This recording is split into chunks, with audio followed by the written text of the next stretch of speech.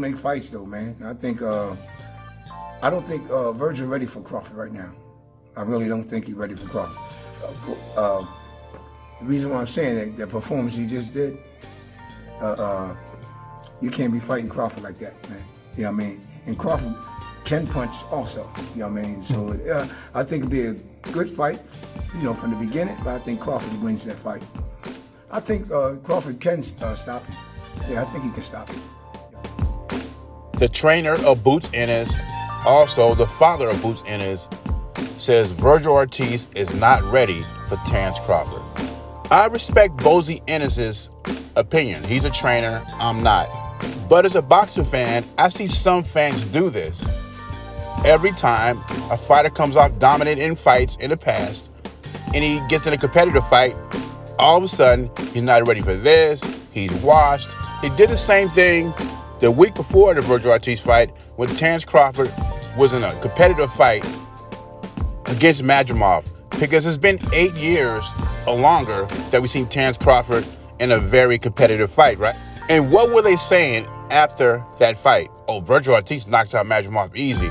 VergilOrtiz will knock out Terence Crawford. Bozy Ennis will knock out Madrimov and beat Terence Crawford after Terence Crawford's performance. Also, since he knocked out Avanesian a round earlier than Terence Crawford, that proves my point that Bozy Ennis will beat Terence Crawford. None of these narratives make sense to me.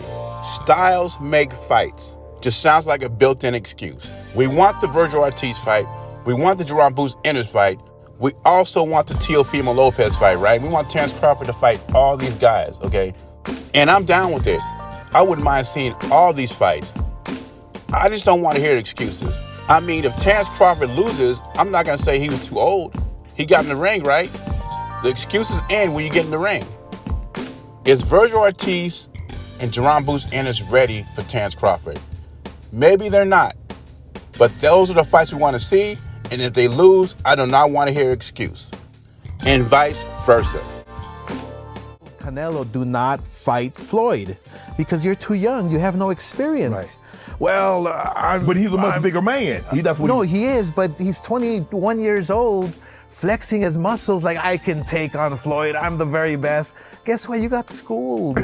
You got schooled. Pitch the shutout. Exactly. I mean, it wasn't even close. Now, I would have to say I really enjoyed the Oscar De La Hoya interview on Club Shay Shay. And of course, he's going to take shots at Canelo because Canelo's not with him anymore. But I was surprised how he said how great Mayweather was.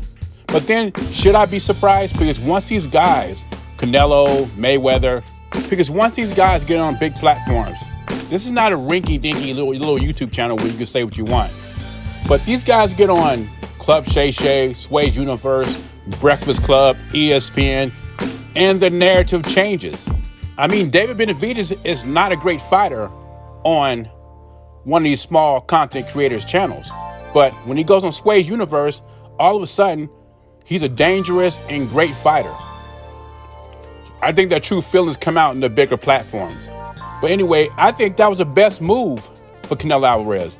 And I believe Oscar De La Hoya did not want this fight. He don't want any of his fighters in big fights.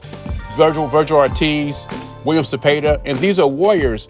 But Oscar De La Hoya makes a final decision, and he wants these guys not in big fights. So it doesn't surprise me that Canelo asked for the Floyd Mayweather fight.